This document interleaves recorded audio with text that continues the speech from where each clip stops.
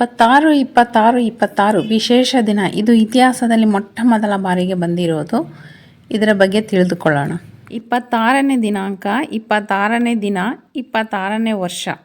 ಈ ಅಪರೂಪದ ಸಂಯೋಗ ಮತ್ತೆ ಈ ಜೀವಿತದಲ್ಲಿ ಬರಲ್ಲ.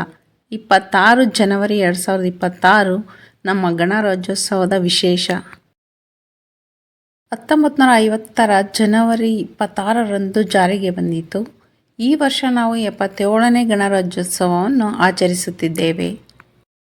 ಇದು ಕೇವಲ ಗಣರಾಜ್ಯೋತ್ಸವ ಅಲ್ಲ, ಇತಿಹಾಸದ ಸಂಖ್ಯೆ. ಇದು ತುಂಬ ವಿಶೇಷವಾಗಿದೆ.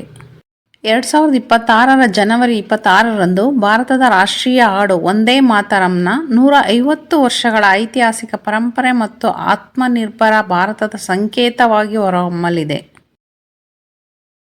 ನನ್ನ ವಿಡಿಯೋ ನೋಡಿದ ಮೇಲೆ ನಿಮಗೆ ಇಷ್ಟ ಆಗಿದ್ರೆ ಒಂದು ಲೈಕ್ ಕೊಡಿ, ಫ್ರೆಂಡ್ಸ್ ಜೊತೆ ಶೇರ್ ಮಾಡಿ. ನಿಮಗೆ ತಿಳುವಳಿಕೆ ನೀಡುವ ಹೆಚ್ಚಿನ ವಿಡಿಯೋಗಳಿಗಾಗಿ ಸಬ್ಸ್ಕ್ರೈಬ್ ಮಾಡೋದನ್ನು ಮರಿಬೇಡಿ.